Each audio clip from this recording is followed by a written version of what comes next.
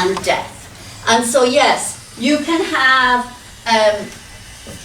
pride can lead to wonderful things if it's correctly used, but it can lead to terrible things. And so to tie in what some of you had already said, pride can make us cruel. Yeah? And specifically, pride can make us cruel to those we love. Yeah? Is one of the things. So it means that if we tie it, if we make a thematic statement, and there's different ways of saying this. You know, you could say, if you wanted to make it really, really short, then you could say, you know, pride defiles love, or taints, or something like that. That would be like really, really short. But you might want, you know, and as an author's message, you might want it a tiny little bit longer than that. So, would you say pride can make us cruel, or can make us cruel to those we love? Yeah.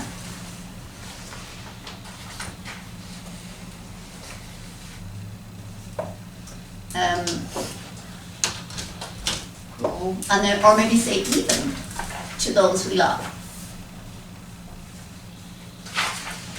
Yeah. And then, if you wanted to tie it more specifically to the book, the desire to be proud of Doodle, yeah, makes him, makes the narrator cool. Yeah. So.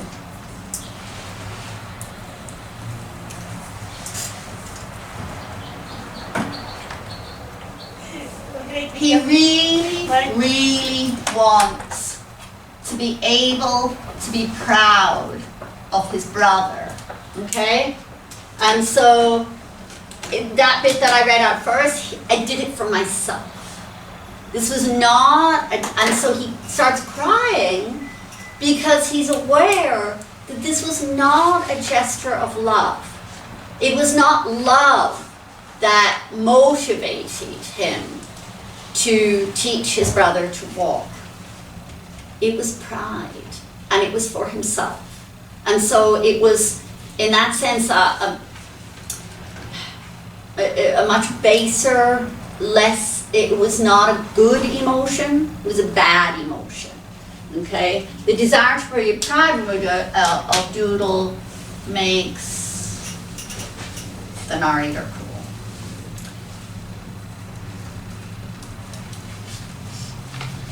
Okay, so this gets chosen in 9th grade often because they're so explicit in the text. Is there a spare? Can I borrow one to just write on and make marks on? Because this is my. Oh, I can always reprint it from the internet. I'll reprint it. That's fine.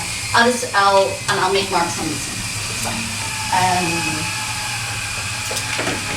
Just so that I don't lose yet again exactly where that was. So thank you. So yeah, I did not know then that pride is a wonderful, terrible thing.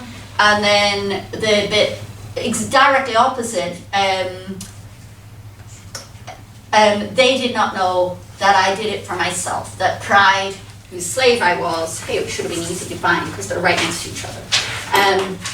Okay, now, when you're working through, and this, I want to do this step by step because especially the difference from many schools between a 9th grade thesis statement and a 10th grade thesis statement is sometimes vast. In 9th grade, they may well not take the story to the next step that we're going to. They may well have you in 9th grade just talk about the character's inner conflict and, you know, describe how pride influences the narrator's actions or something like that. or they may have just talked directly about the theme.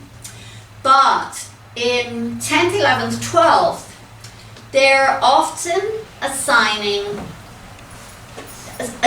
some aspect of the book, and your job is to tie it to what the book is about. And the most common error I find is where people don't do that. They talk about the thing, but they don't tie it to what the book is about. So in this instance, in the homework where I sent it to you, I said, and in class yesterday, the thing that we want to talk about is the Scarlet Ibis, which features in the title, the bird, and it's very clearly a symbol. So go ahead and tell me what just some thoughts so far on the significance of the Scarlet Ibis in the book. Okay? You said that it was like a symbol for Doodle in the way that, like, just like Doodle, he doesn't really belong in that spot, and he like came so far and worked so hard. Like the bird came all the way from Florida or something, and Doodle came so far by like learning and walking and everything was like lost. Right. So Michelle has taken this way further than I suspect there's some people in the room that weren't thinking that far. But yes, so we've got the Scarlet Ibis is a symbol for Doodle, okay? And Michelle went on to say that the Scarlet Ibis doesn't belong in that environment, and Doodle, in the same way, there's ways in which Doodle is different, okay? Before we go deeper on that, I want us to just think for a moment, could the story have been told in terms of the plot without any reference? You know, we'd need to just change the title and get rid of the bird. Could we tell that story? Yeah, absolutely. We could tell that story. We could have the story of a boy who, we've got a younger brother with a disability, and the boy wants to be really proud of the younger brother and forces him into all these different things, running and jumping and whatever, and there's just, we could have that deadline of him about to go to school, and the younger brother is failing to meet the targets that the older brother has set. It's not like he has to, and then the older brother just pushes him beyond the limit, and the younger brother dies. We could have that story without the Scarlet Ibis. So clearly, the author has made a deliberate choice to include the Scarlet Ibis. And the author's purpose in including the Scarlet Ibis is that he's adding depth and dimension to his story. He's including it because now we're going to have a symbolic representation,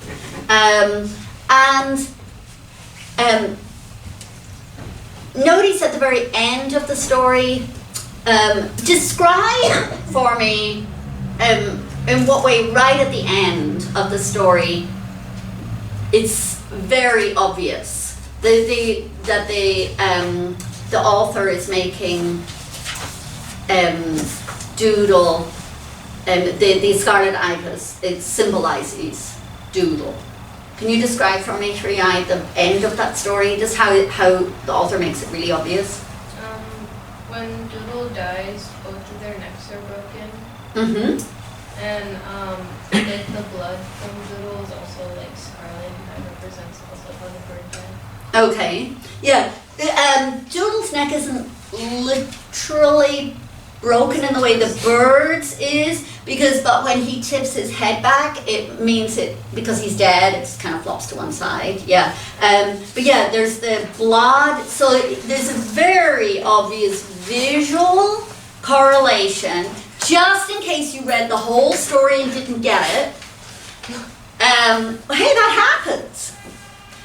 But just in case you read the whole story and didn't get it, there's a really obvious visual correlation. The legs are skinny, like a bird's. The chest is covered in blood, like the bird's. The neck looks elongated, like the bird's. And he even uses the words, doesn't he?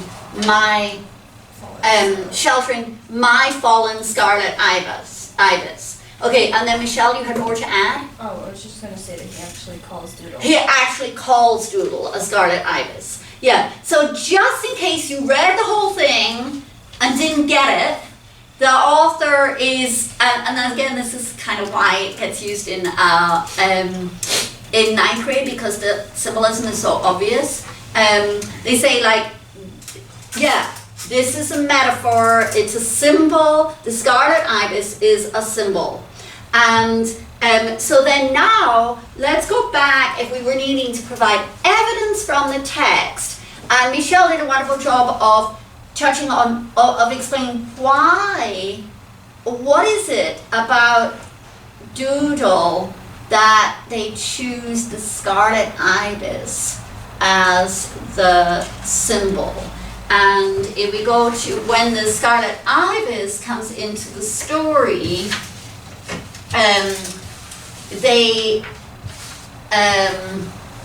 we need evidence for the fact that the scarlet ibis doesn't belong. Yeah? Go ahead, Michelle. Or say whatever else you were going to say. It says, a scarlet ibis, how many miles it had traveled to die like this in our yard? Right. Good.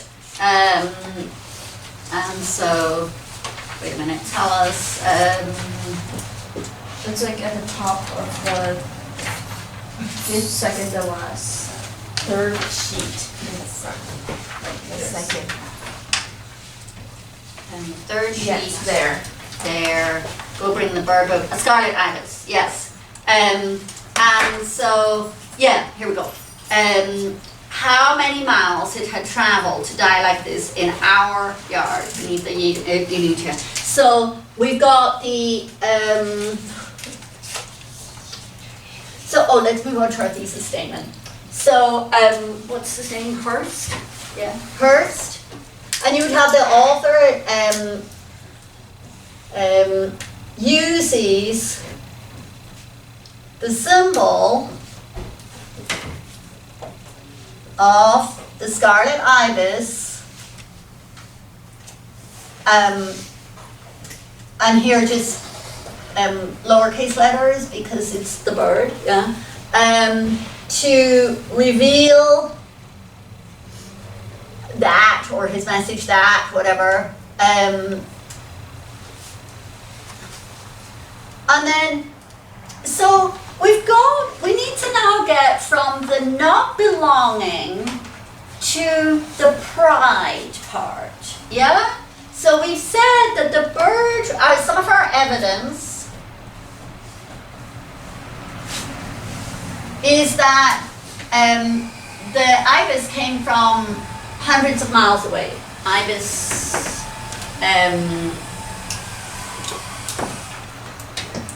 came from far away.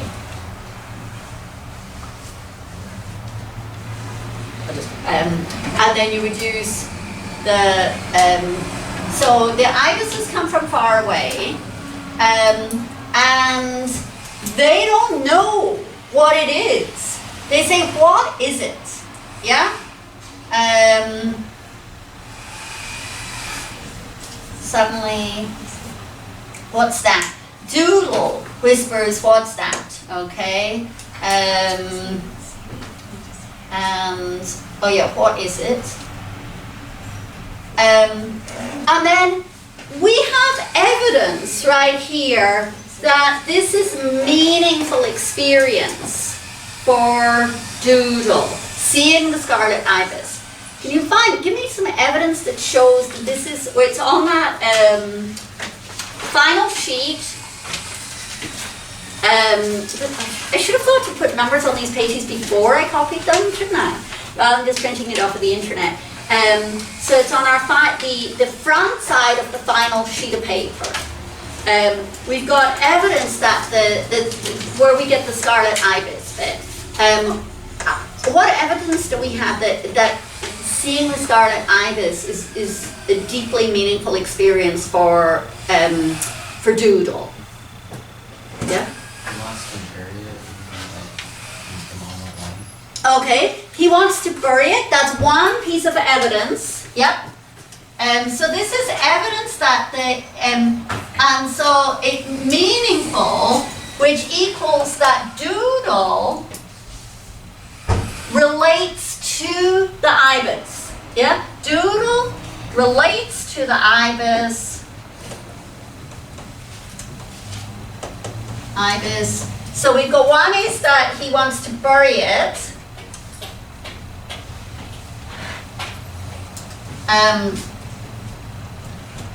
Okay, and then let me see. Can I have a different piece of evidence? I'm going to skip you for just a sec to see if we can get any answers out of this half of the room. So can we have within that Scarlet Ibis part? Let's have more evidence that this is a deeply meaningful experience for Doodle. And it's on the final sheet. Is anybody else finding anything? You should be sharing try to share so that everybody gets to look at it.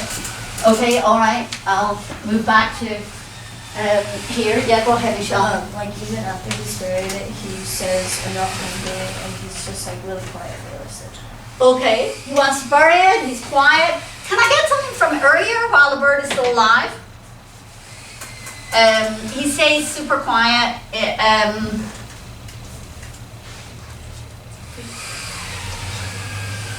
Okay.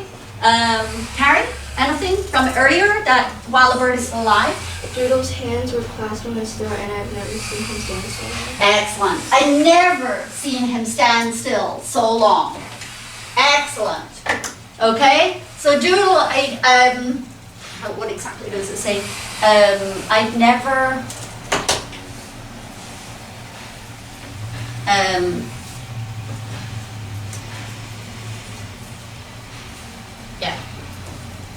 I had never seen him stand still so long. So we know. Now I just want you to know, I haven't predetermined in my mind whether this would be 3 body paragraphs or 2 body paragraphs. We're seeing what we get from you in terms of how this works out, but clearly, so we know amongst here that Doodle really relates to the Ibis, and we've got evidence from the text that he relates to it. That means he sees himself in some way as the Ibis.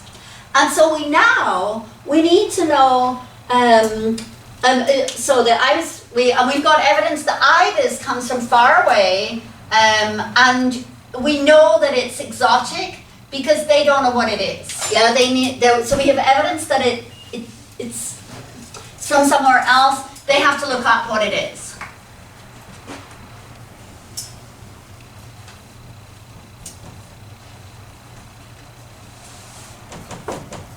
So it's something completely unknown, unfamiliar. So we've got 2 different things here to show it's exotic, and we know that Doodle relates to it and sees himself as similar to the Ibis, okay?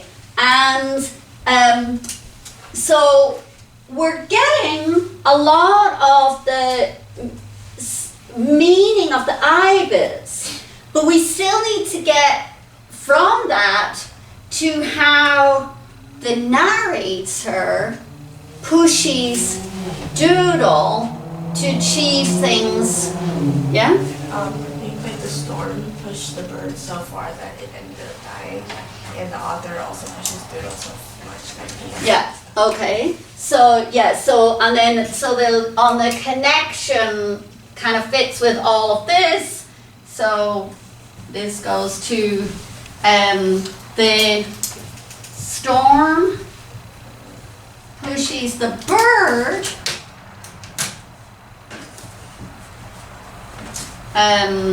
Of course. And if I add in off its natural course, then that will maybe help guide your thinking towards where we're heading next, okay? Off its natural course. And so, and then narrator, whose name we don't know, narrator pushes Doodle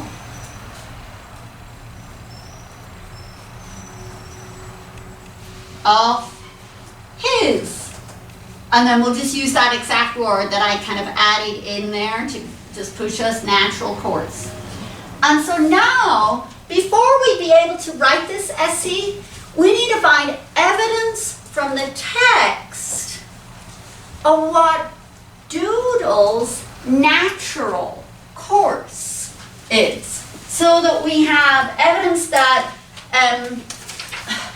that the narrator's pride is, we need evidence that the narrator's pride is making him cruel. And obviously we know he pushed him and he died, he pushed him to his limits and he died from a physical point of view. But if you can look earlier in the story, we've got a variety of bits of evidence of what Doodle's natural inclinations would be. Okay? Do we have something? Anybody up this end of the room? Come on, in school you got to come up with stuff in yourself. Arwen, do you have any ideas from earlier in the story about what Doodle is like as a person? Like relying on each other a lot. Like at the end, he was like, "Don't leave me." Like a lot for that. Asked him if he's like. Yeah, Doodle relies on the others. A lot of that is physical. A lot of that is that he to do with his, the author doesn't go into what it is. Like, does he have cerebral palsy, or does he have clearly there's something. He's got a disability. Go ahead, Rachel. What do you think? I think that when the author is trying to get him to walk, Doodle says, he's gonna.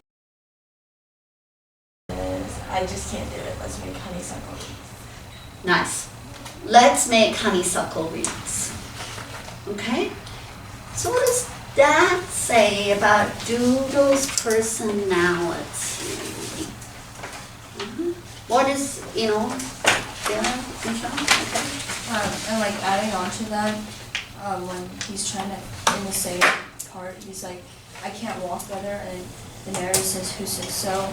I demanded it, and he's like, Mom, let a doctor, everybody. So everybody believes that he just can't walk, and it's widely accepted that he's not supposed to be able to walk. Yeah, that's true. I think that's a different point. I want to go back for right now to what Rachel said. The honeysuckle, where he says, let's just make honeysuckle wreaths. Hang on a second. What page are my honeysuckle wreaths? It's like first page, the second piece of paper. Right. Okay. So just before the bit about the where the author reveals his underlying message, it says, "I can't do it. Let's make honeysuckle wreaths." And then there's there's a part.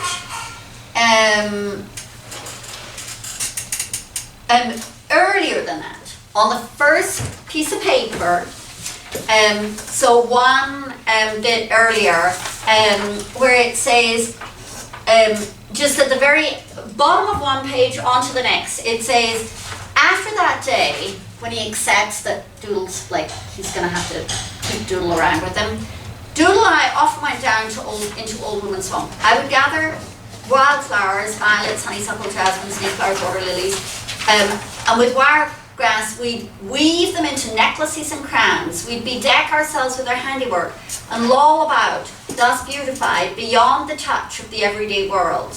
When the slanted rays of the sun burned orange in the tops of the trees, we'd drop our jewels into the stream and watch them float away towards the sea. So that, they're describing an idyll. It's yeah. Wait, it just kind of shows that Doodle's like a really laid back person who just wants to be happy. He's more interested. So I want to take the quote, your quote about the let's make honeysuckle wreaths. So we've got that part, and then we're going to still have to tie in here. So we've got evidence here. This is evidence of Doodle's personality, not his physical limitations. So Arwen, your comment, while it's true, he says, don't leave me, I think it's harder to differentiate that from his physical needs. Whereas I think the honeysuckle wreaths is evidence of what makes Doodle happy. Yeah? So, so we want, here is evidence of Doodle's personality.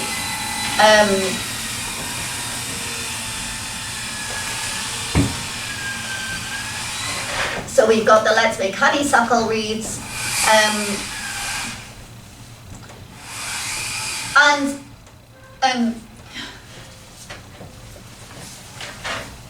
There's a ton of people who, are you a sporty person or are you a more sensitive, musical? Some people, they really crave physical activity. High school sports is a huge, who here plays high school sports? Okay, and who here plays an instrument? Who's more, and there's some of you, are there some here who play an instrument or really don't like sports? Is there anybody who's really not very fond of sports but enjoys music? That can happen. My son plays sports and plays an instrument, but there are different people who do different things. My son, the one unit in high school where he would guaranteed get 100% was the 3 weeks every year where they did poetry. And it's like, whoa. But, ask him to put something in logical sequence, or remember where he had left his shoes or his school bag, just not so good. So we have personalities, and the narrator forces his desires upon Doodle in a way that eventually leads to his death. Yeah? So we want here to tie how we want that the desire, and in fact this would fit. He uses the symbol of the Scarlet Ibis to reveal his message that his desire to be proud, that the desire to be proud of, and then we need to say someone, yeah, can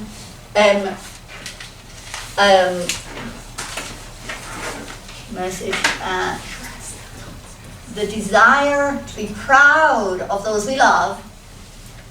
And it's not like this is the only thesis. I want to say again, it's not like there's one way to do this. I proved at the very beginning that you could write completely different essays. If instead of choosing the Scarlet Ibis as the symbol, if I had said, let's talk about the significance of Old Woman's Swamp, we'd have the same task. We'd have to tie it in to the author's message. And then we'd be talking about how in the Old Woman's Swamp they're away from the influence of the adults, and it's a kind of more Lord of the Flies environment. Do you see what I mean? Yeah, where it's just, he pushes him, but the kids are in charge. Let's make honeysuckle reads. Okay, it's real his message that the desire to be proud of those we love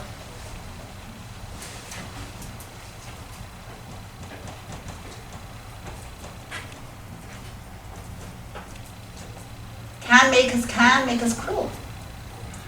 And that would do as a oh, and I just want to make a comment here. I said to be careful in your SAT and ACT essays about using words like can and might. Might is obviously weaker than can. Here, this word is strong. If we'd said can sometimes make us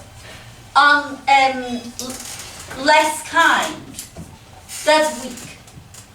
Because we would have added in the sometimes. But here I think we need the can, because it's not like it does make us cruel, but it can make us cruel. But cruel is strong. We said cruel rather than something less. Okay?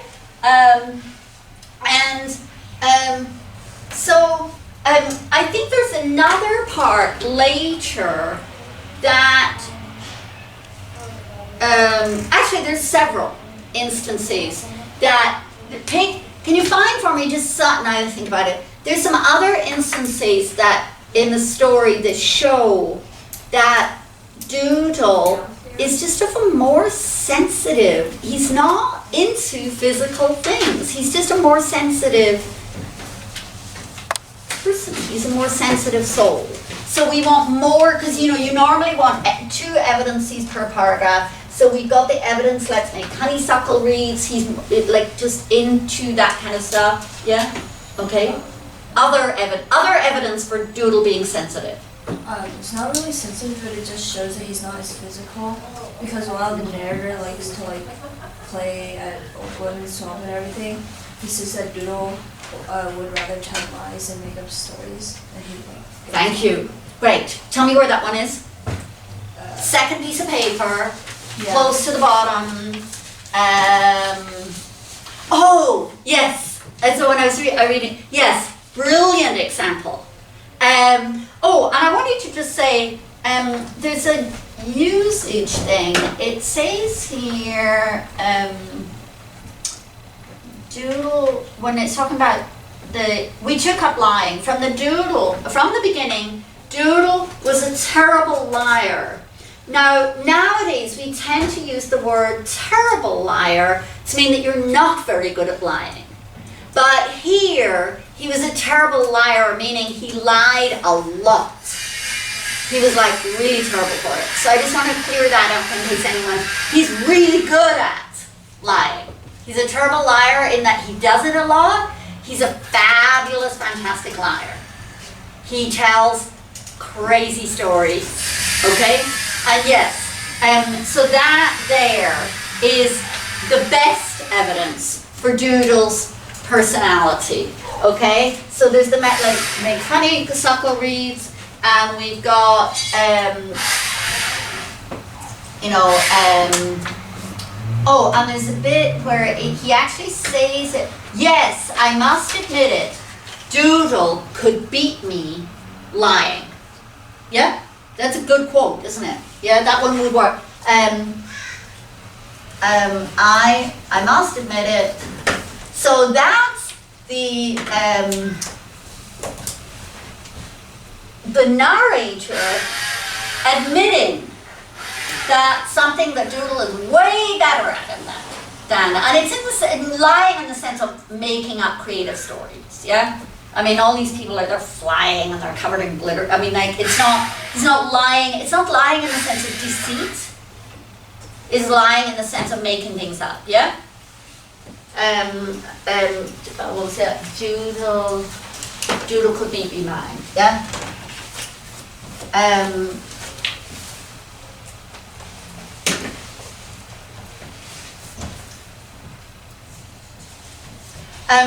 One of the other more sensitive things, I'll just say, he really freaks out about touching the coffin. Yeah. I mean, it's a kind of morbid, like, yeah, you were never expected to live, and before I let you down out of this loft, I'm gonna make you touch your own coffin. It is, it's kind of deliberately cruel.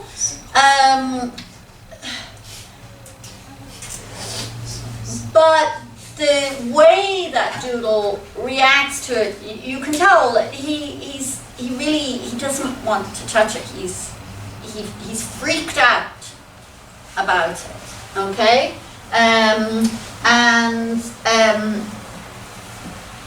it doesn't want to touch the coffin is another.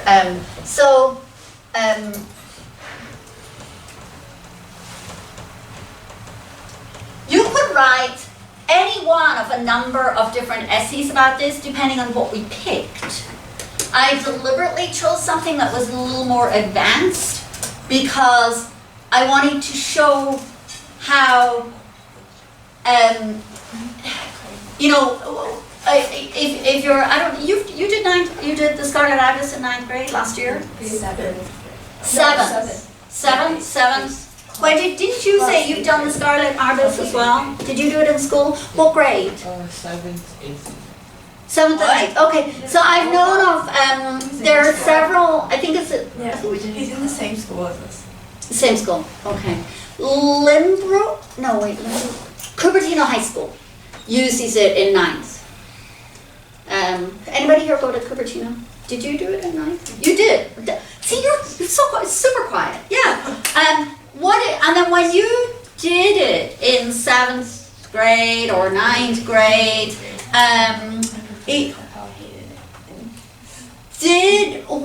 what was your assigned essay?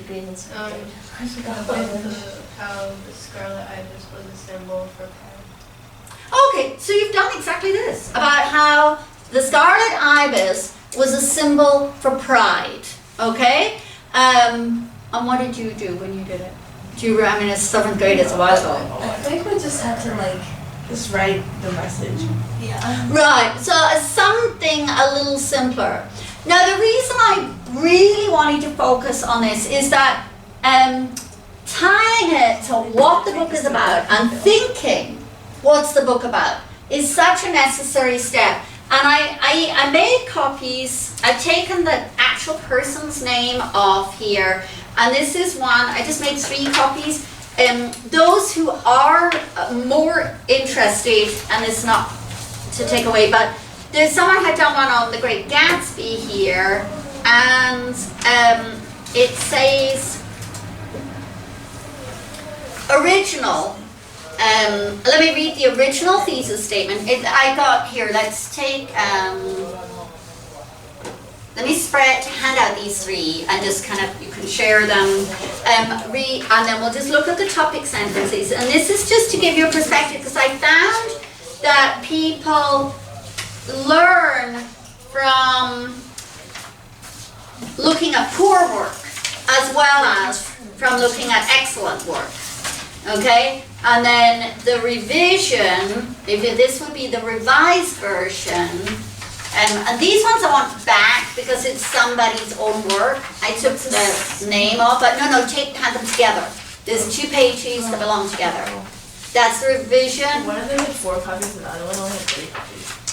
No, one of them had 3 copies. I only have 3 copies. No, this one had 4. No, because they're 2 pages. Oh, One has 1 page, one has 2 pages. So that's a 2-page thing. And you'll find that, and then I'll come and I'll look at it over your shoulder. So if we look at the original weather forecast, it says, if we look at the thesis, all I care about right now are the thesis and the topic sentences. The motif of weather plays this is in the original, it's called weather forecast, yeah? The motif of weather plays an important role in the story. In The Great Gatsby, Scott Fitzgerald uses diction and similes to illustrate how the weather correlates with scenes and foreshadows tragic events. And the teacher wrote on this, that this thesis statement was broad and obvious. Okay? Not a good thesis statement. And why? What's wrong with it from what we've been talking about? What does it not do? Like convey the author's purpose. It doesn't talk about what the book is about. It does not connect to what the book is about. Yeah? And that, if there's one thing that I want you to get out of this whole week, is your thesis statement, be it for the SAT, the ACT, or a school SC, your thesis statement needs to address what the passage or your argument, what it's about. Okay? The main message. You've got to address what it's about. And then the topic sentence is, rainy weather is often associated with disastrous and gloominess in the story. Okay? That's a fact. It's not a claim. It doesn't really advance and again, it doesn't tell you what the book is about. And then if we go to the second topic sentence, when the weather is clear, Gatsby and Daisy open up to each other. But when Nick leaves, it starts to rain a bit again. Yeah? It's about the weather, but it doesn't really tell us what the book is about.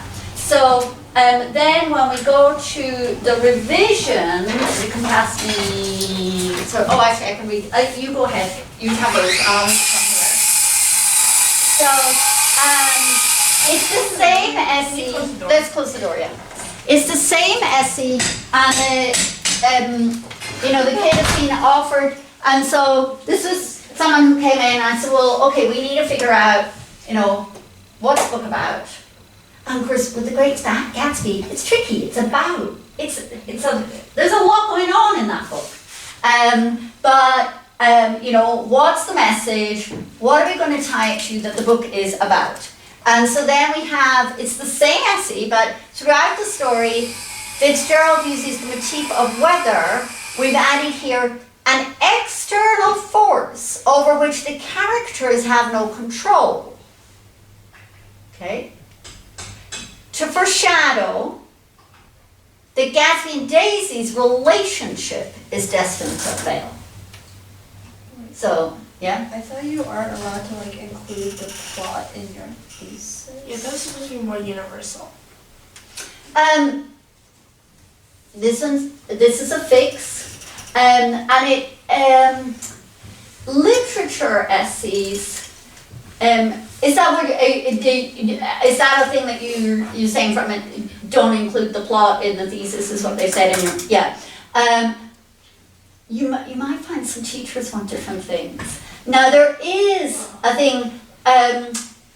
I would agree with it in an overall context, and I also want topic sentences should be very definitely idea driven rather than example driven. And so as an overarching thing, yes, I would agree with that if you can tie it in more closely. In this case,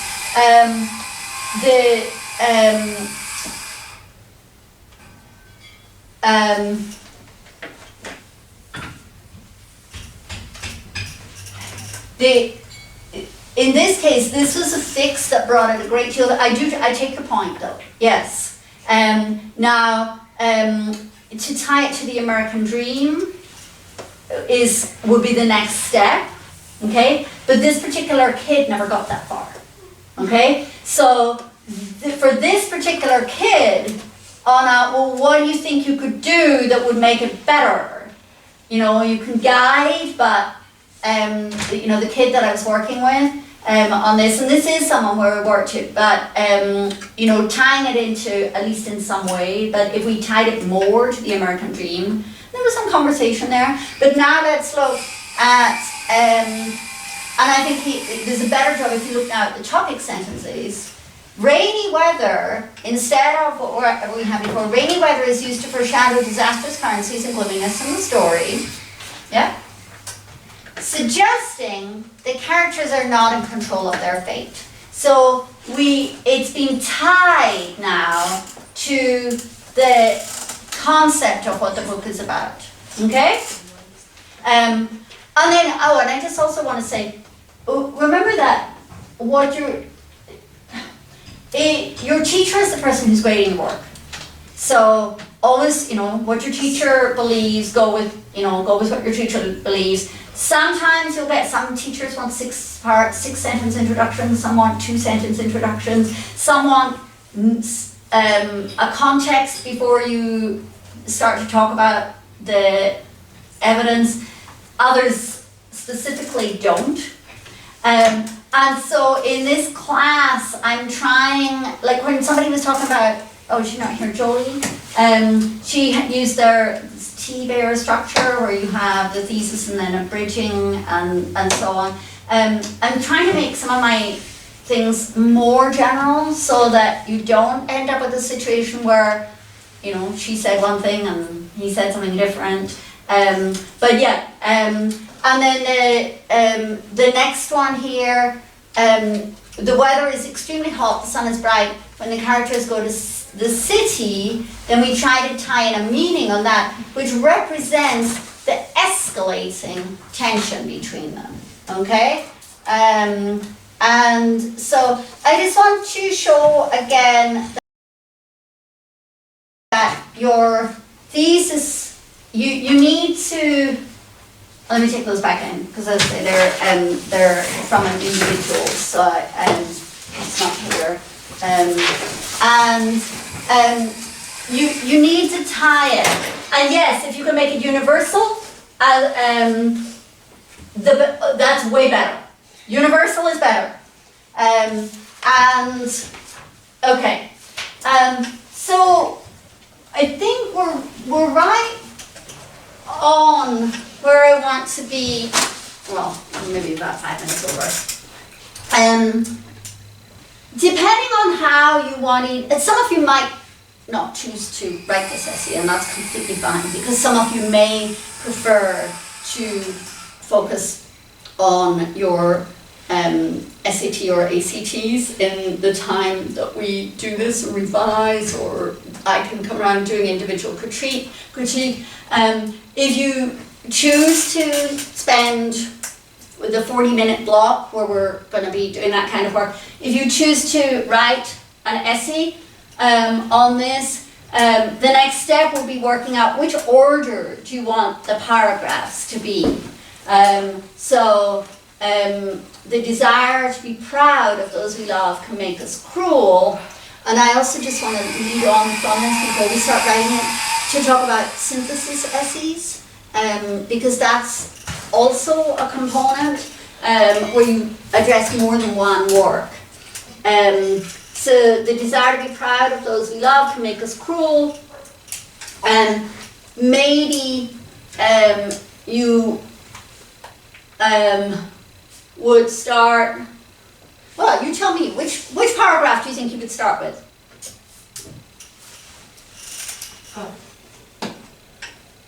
The connection?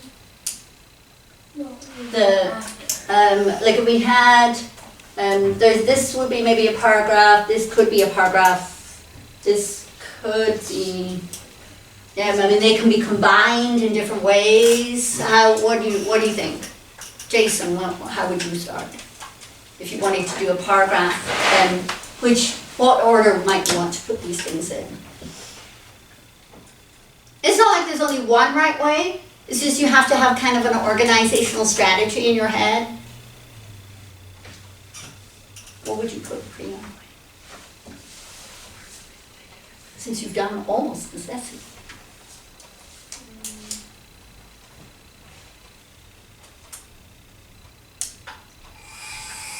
Probably the one with doodle relating to the Ibis.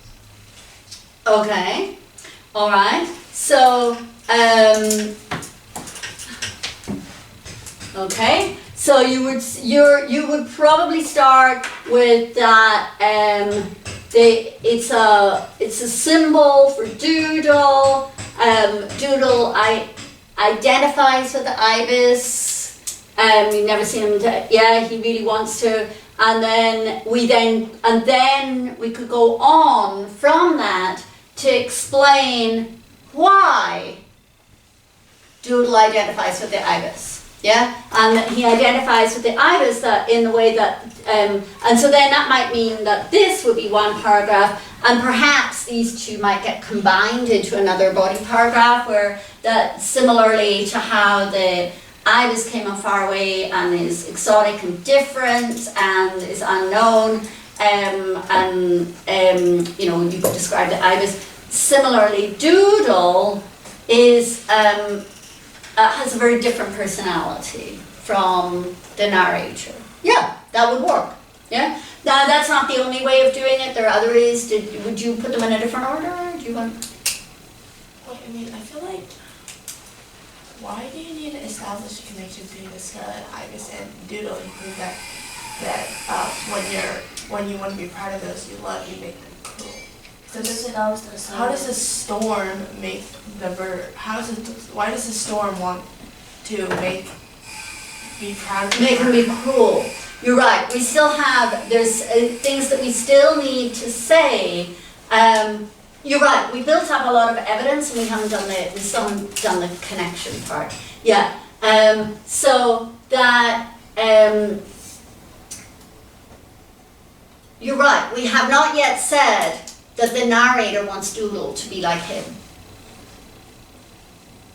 That's still missing. Yeah. And so he wants. I think what she's trying to get at is like the Ibis. You can't really connect it to like the fact that pride makes us cruel with the bird, because it's like the narrator is pushing Doodle because the narrator wants to be proud of Doodle, but the storm is not pushing the bird because the storm wants to be proud of the bird. No, I think that I think the idea here is that the bird is exotic and different. But that has our thesis has nothing to do with being different. Okay. And what do you think the thesis should be? Something that was different, or like something that has more relation that you can actually talk. Okay. So you would want it that the desire to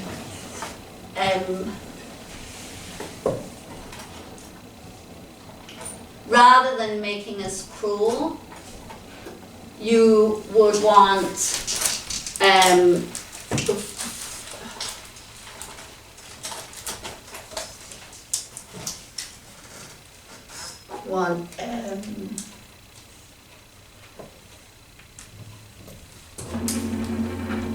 policies to force our personality onto others. And then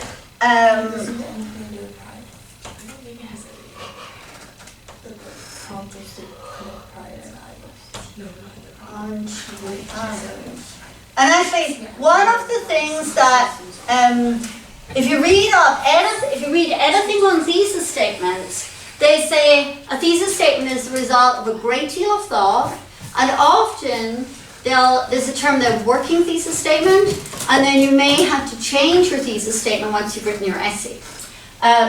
Would this work better for us? The desire to be proud of those we love causes us to force our own personality onto others. That would work better. So now this is not, obviously at the moment, this is not going to be a perfect thing because we're starting from, I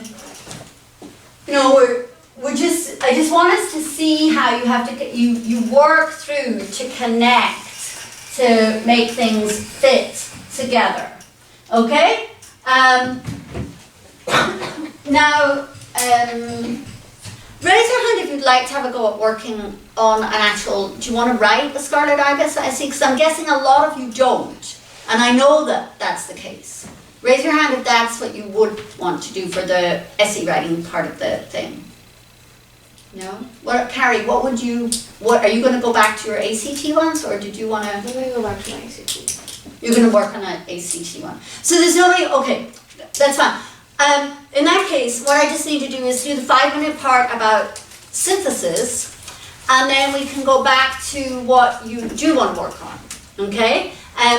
So often in school essays, and also often in life, you get asked to view one work in the light of a different work.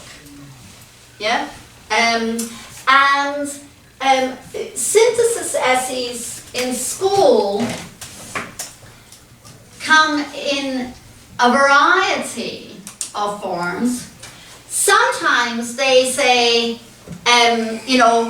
you choose one thing, like pride. And then you talk about it in one book, and then you talk about it in another book. More often, they want you to interweave the examples. And so you would choose, you would have your two different works, and you'd be saying they're similar in this way, but the second work, the first work causes us to gain additional insight to another. So for example, when I just was talking here, I was talking about the how Doodle, when they go down to Old Woman Swamp, and they're completely away from any parental input, and they're that, then I made an allusion to Lord of the Flies. So if I could imagine a teacher saying, can draw some parallels between these. In what way is the Scarlet Ibis like Lord of the Flies? And you would tie those books together. A different example would be, imagine if there are a great many biographies where somebody had always wanted to do something, but their father or their parent or whatever, they had some other plan in mind for them, and so they go to university, study to be a doctor or a priest or a whatever, and then later in life then they find they discover what they really want to do. Okay? Some of you will have encountered that even in your own lives, where your parents say that there's a particular course in high school that you might say, well, yeah, but I want to do art, or I want to do whatever, and they say, well, you know what, you can do that outside of school, because in school I want you to take the computer science, because that's going to be more useful for the future. There are things where your personality and your choices are going to be steered by others. And so you could be being asked to write a synthesis paper where you use evidence from this to support your argument in a very different paper, okay? And so I just want to show, basically I don't need to take that further right now, but I just want to show that you can use one book to give insight on either another book or a real life situation. And you can be asked to write on those. It's not uncommon in school that they use fiction to then synthesize with current events. So you might have like the Crucible, and then, or a Lord of the Flies situation, and then they would tie that to current events. And so you use one to build evidence for another. Okay? Alright? And I guess we should have a card for synthesis because we didn't do that yet. So I'll get the cards out and we can do synthesis. Okay. So now would be the time for our 5-minute break if you want that. And then there are several of the essays that I just want to be able to go around and there's some where I want to talk individually. And I also, after a little bit, once I've spoken to some people individually, I want to, when we pull ourselves come together again, I want to go through some do's and don'ts because for the test situation, okay? So you're welcome to write. I have these two of ACT prompts. I think some of you still have some SAT things. If you want to write an essay from that, if you want to revise something, you could write this. You could write the ACT. But our next, this is our writing block. Yeah, 5-minute break followed by the writing block. So from now until if we did a 40-minute block, then it means that 11:30 is when I pull everyone together and we talk about, like, you know, some people had questions on test day, and I've got some do's and don'ts to do with some of these essays, and then there might be some other questions and things, okay? So you can write, 5-minute break and then write, and then I'll just, give me a moment till I figure out who I want you to talk to about different things, okay? And then if you're,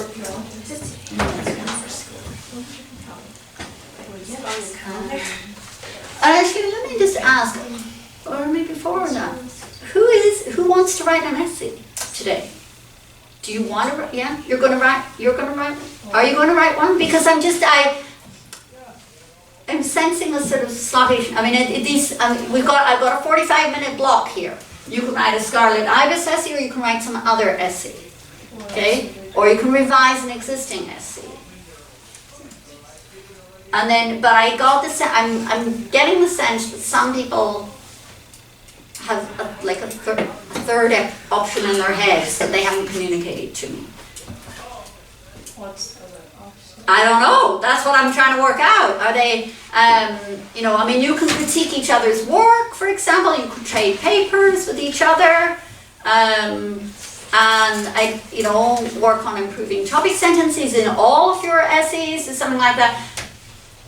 Basically, we've got from now until 11:30, try to be productive, okay? And if you need a 5-minute break, that's fine. And I'll be coming around to various different people.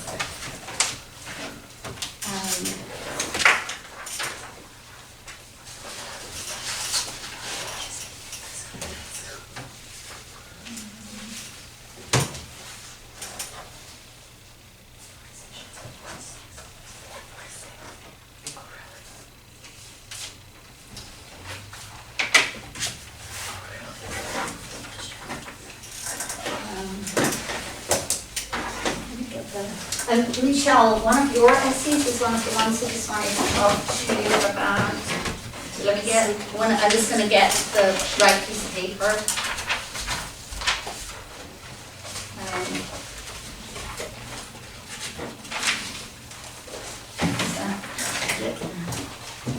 Vietnam.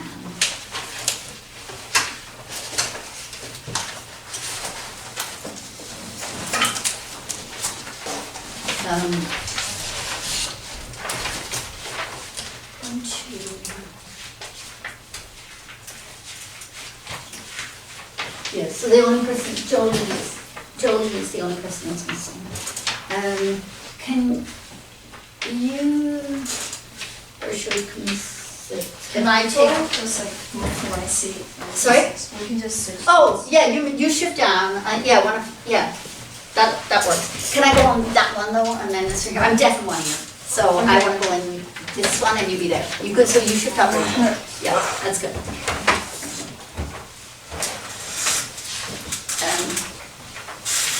people who work with me gradually discover that the student is always on this side. Yeah, oh, and you have the, yeah, yeah. One thing is, you don't have to add stuff, and it's a little bit risky at times because if you notice you said also as a supporter of black right, well, I have a dream is about black right, and so you're under time pressure, and so just be aware that if you add changes, yeah, and it's also so I mean it's so just be aware, okay, and this really bad because problems that exist have not yet been solved, and yet that's somewhat generic. But it's okay, it's fine. But you don't need to go. You're not adding. You're never adding to what's already there. Just work with what's in it, and that is. But there's the if you had said because it's discriminating against poor people and blacks would have also just worked. Okay?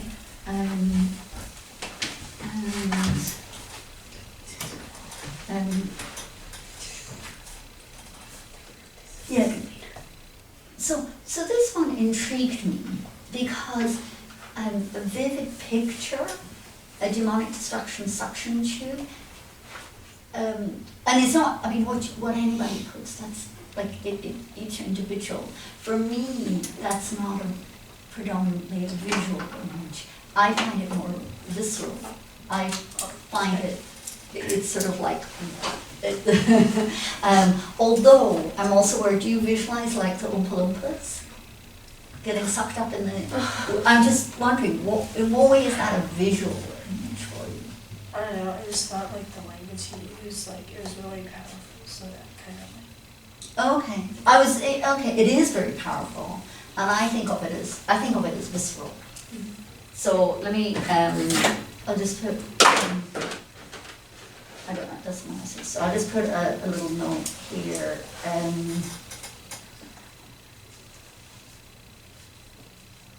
For me, it's visceral rather than visual. Now that doesn't mean to say that, that you're not wrong, but I just wanted to ask you about it because it means that because I view it as visceral, it means that the emotion that I feel an emotion, and the emotion I feel is fear. Mm-hmm. And so,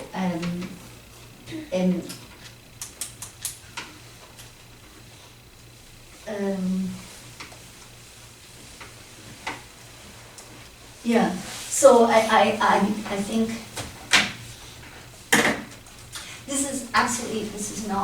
it's not wrong, because of course that's how you viewed it, but if you're thinking of it more viscerally and that the emotion's fear, then that's stronger than the visual image. Yeah.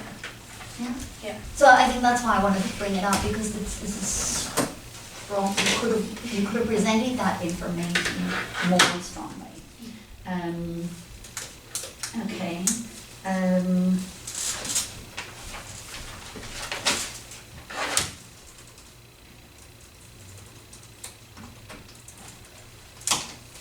Okay, yeah. And then you have the second paragraph, and so there's a word choice. Okay, yep, that's fine, yeah. So his word choice, yeah, I just think that had a very emotional connection rather than just Yeah.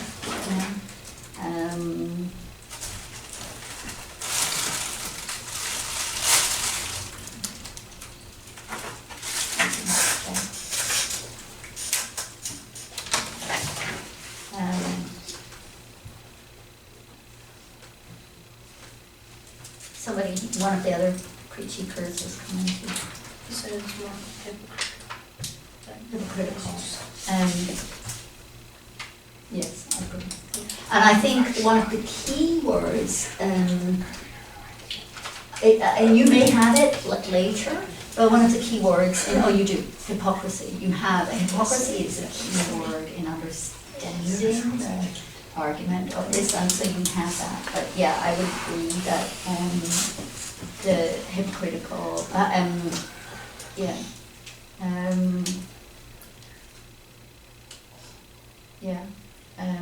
So this is good, and actually because of the way you put this works. The thing that you had about but I just wanted to warn you: don't. You're not being asked to twist. In fact, don't twist what they say.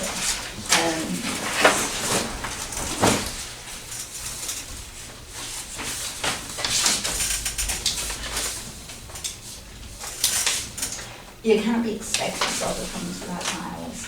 Actually, MLK is always anti-violence, and so rather than it being that lack, he points out they can't be expected to do it without violence. It's more he has a sympathy for their violence because of, but he's not even right there because he doesn't have sympathy for their violence. He just he believes passionately that you shouldn't use violence.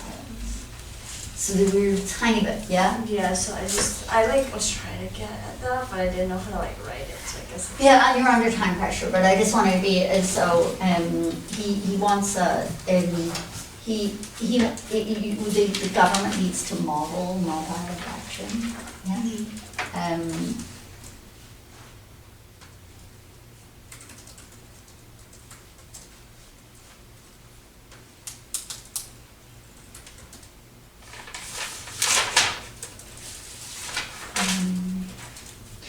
It's a good essay. I'm just trying to find out the areas where it could be better.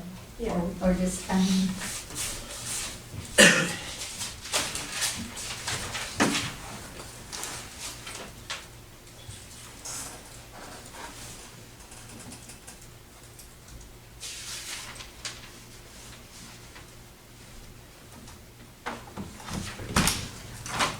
yeah, good.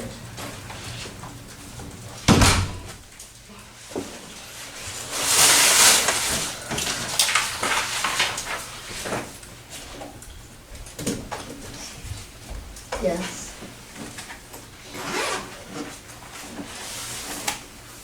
Yes. Yeah, it's good.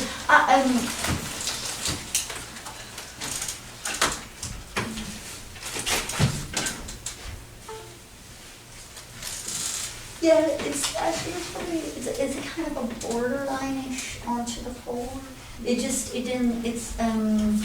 Because, but it, it's actually, it's good.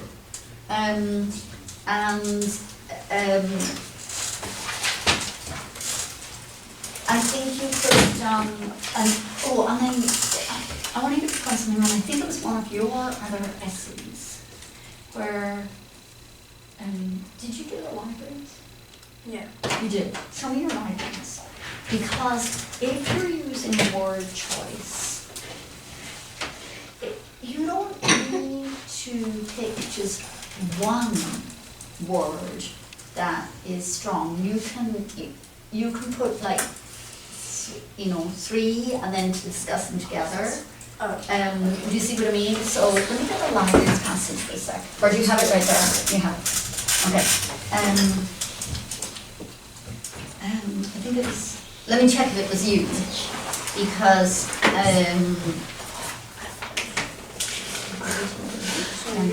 centralized and on your word choice.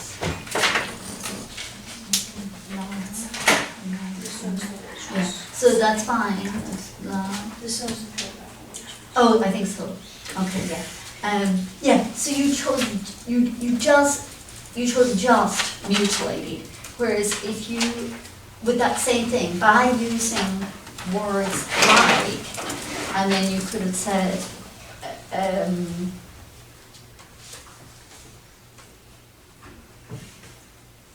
mutilated, neglected, and I think there's even killed somewhere,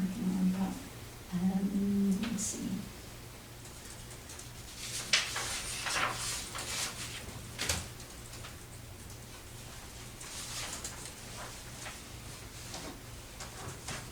Or death, or something like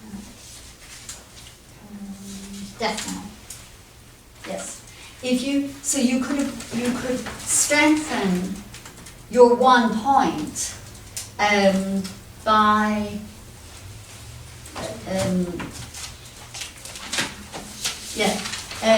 by using words such as mutilated, death knell,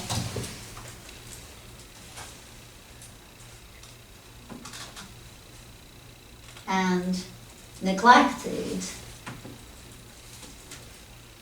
to describe it, yeah? Mhm. And you don't need to go further, they're the same, the imagery is the same. I mean, we've got a personification of the library going on here where the library is represented, and that's why when we were talking about it on the board, the library is viewed as the lifeblood of the local community. It's a living being, and so and you're graded on what you do say rather than what you don't. So it's not like if you don't say that it's personification of the library that you're not going to then get the mark. But the point that I want to make here is that you can clump things, and then you've got given stronger evidence. Okay, and that was the same point as I wanted to mention with this when you used the suction tube. Oh, because look, it's even got words like eviscerated, which possibly, does that come before the suction tube? Yeah, so maybe my brain is already thinking like that I'm going to get cut to bits and sucked out from the insides before I even get to that. So you can, if you're going to choose word choice, you can pick a few that are of the same, in the same mean, in that, and address them together. Yeah. You can then say, through this, death, through images of death. What's her name? Smith presents the library as a living being, the lifeblood of the local community. Yeah. Okay. All right. Okay. Now, I think that there's some people whose essays I've never got to because they didn't send them. Do you have? I've already seen. I want to check in with people who I never did check in with. Okay, so I checked in with each of you. We've given you at least some feedback. Do either of you have essays you would like me to take a look at? No, not really. And you do? When did you send it?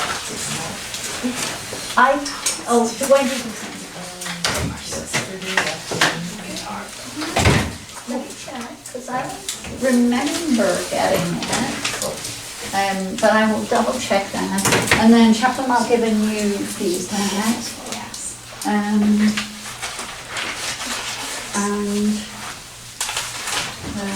And then I know I gave you some feedback. Yeah.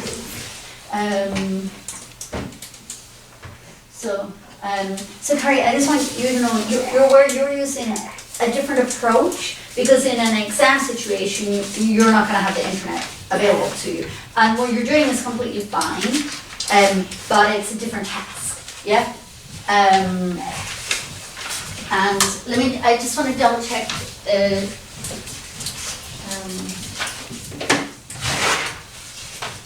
So Kyle, you say you sent one yesterday. Let me see. I don't think I got it.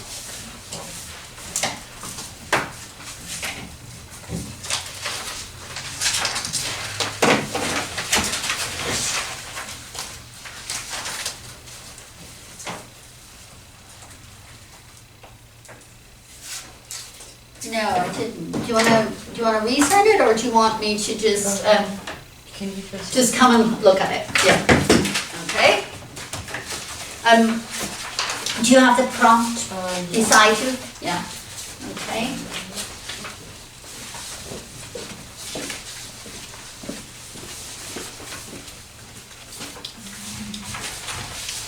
Let me bring a chair.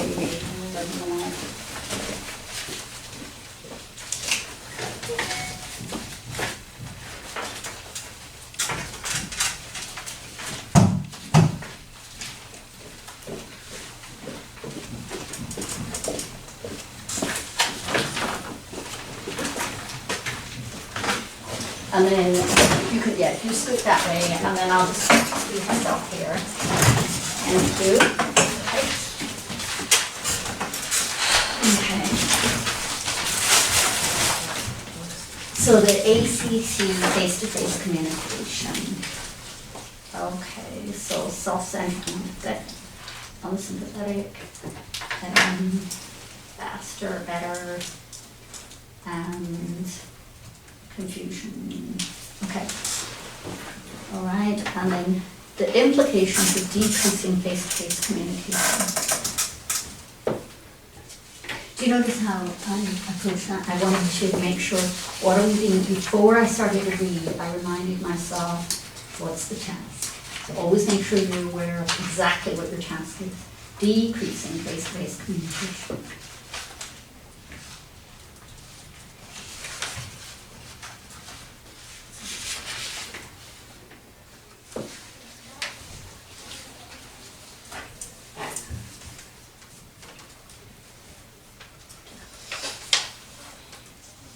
Okay, interesting, because most people don't argue this one. But so this is going to be interesting. I'm going to get to the other side.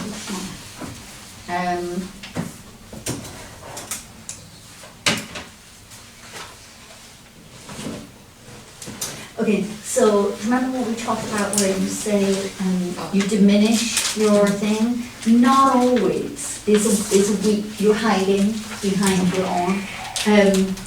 You want to, you need to put it out there, will inevitably be weaker, yeah?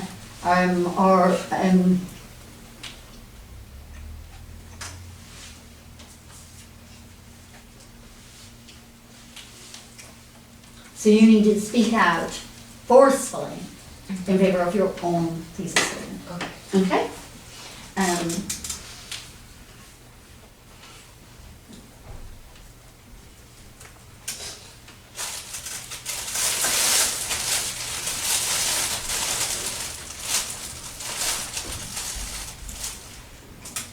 This is a good point.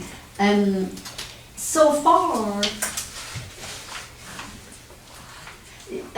one of the things that you have to always be careful of, and especially when you do a concession, but you have to make sure that your own argument is stronger than what you previously had. And so here, you said one thing, and then your own argument was weak, because you said not always strong. Well, you want to say that it's inevitably weaker, yeah? And so you your comeback needs to be more forceful.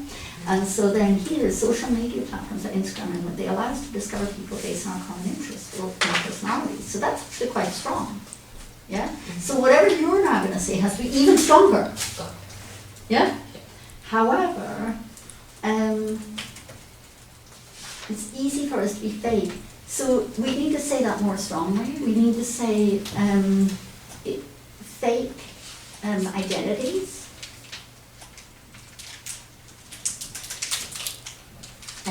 and deliberate misrepresentation of our personalities. You know, because you have to make it stronger. And at the moment, this is less strongly phrased than what came before. Yeah.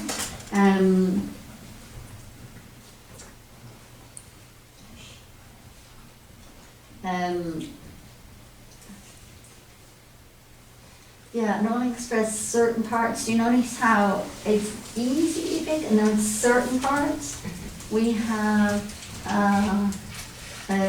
screen to hide behind.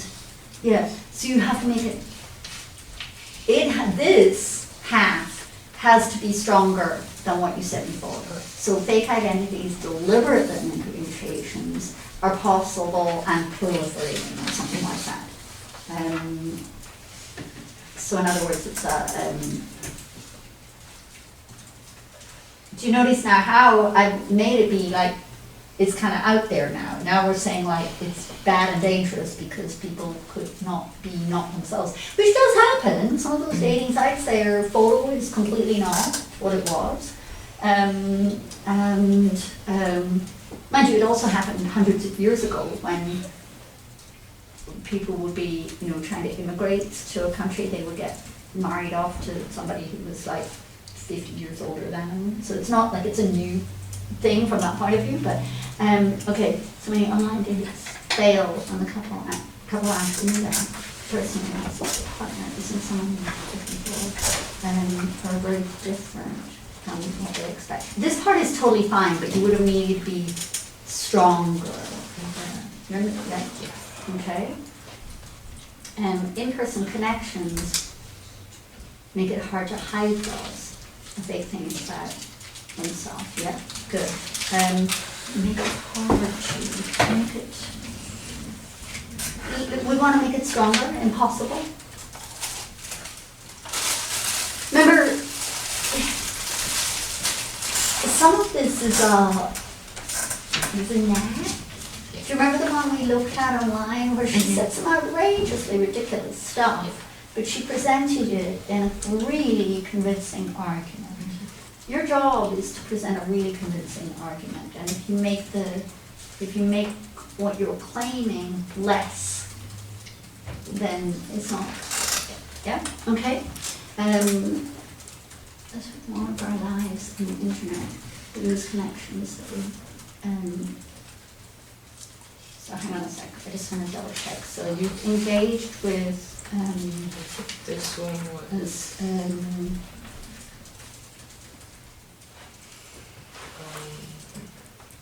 Engaged connections. Oh, this one. It would work for that. Yeah, I think that was two. Okay. Communication, visibility. With emotions. This is going to be one. Yeah. Have a lot of people coming on to the shopping store. Maybe switch to reading something else. Good. Yeah. It's come dark, rude, and do not facing consumer anything harmful online.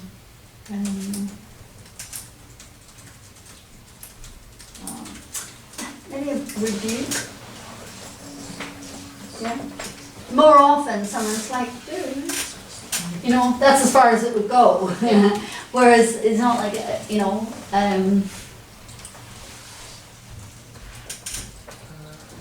yeah, I think we want to go this is a great conclusion sentence in this paragraph. You've said here that we, it's not, this was about hiding yourself. Yeah. This paragraph is about how we, we're not compelled towards, because of the internet, we're no longer compelled towards empathy. Yeah? We can just like, if somebody says something we don't want to get involved with emotionally, we just like, okay, close the lid, let's walk away. Yeah? So, that one's not a great sentence, yeah? Where,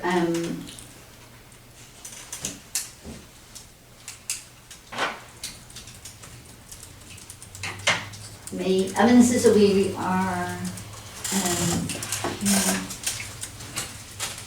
compelled towards empathy, and then you would need to go okay, so and then you need to kind of say something a bit stronger. So our ability to offer compassion, is it? Yeah, the suffering.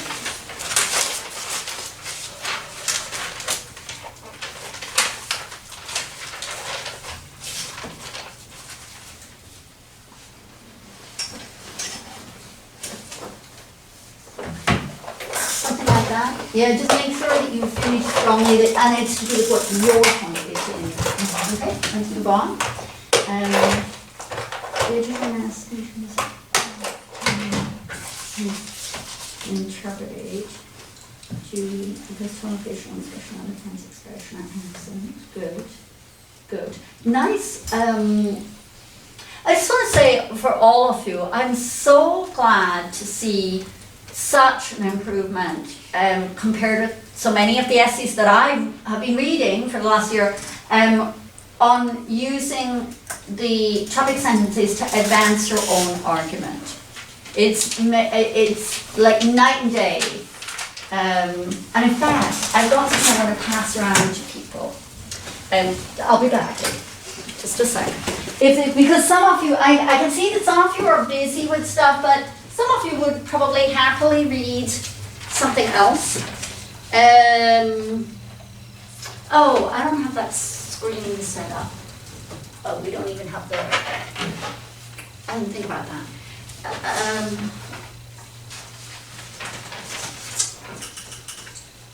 So, this essay is the latest and greatest, which many of you did one, yeah? This came to me yesterday, but it was from somebody who's not in this class. They used a template from here, and the essays that I read from the people who were in this class were better. And I'm, given that there's no name on this, if you're interested in reading, who would like to read a weak essay, just to, like, for interest? And then I want to put up the, because the very next essay I read last night was from someone in the class. And if I could have, I'm going to go ask Sherry to set up their projector because I don't know what I'm meant to be using. And then I want to let you read this, one from in the class, and see the contrast, okay? Now obviously, we're all human and we're writing these things under time pressure, but it makes me feel glad that I can see a difference. And we all get different value from the class, and some of you may come out of here thinking, well, I'm learning an awful lot, but hopefully you all learn something. I'll be back in just a moment. I want to get Sherry to set up the projector.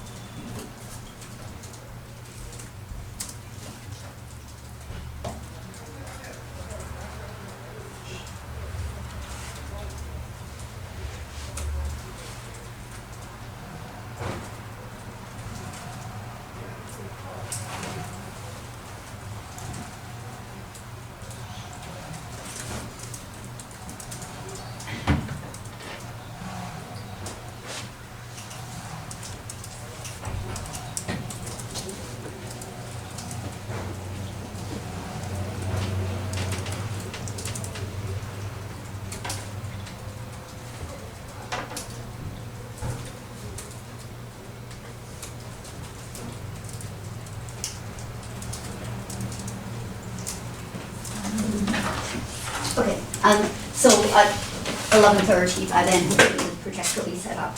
Where did I get to here? Okay, digital messages.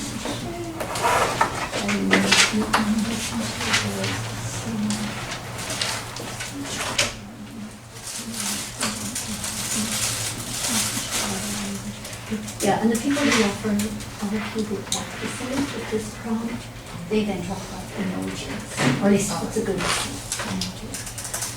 That's what they're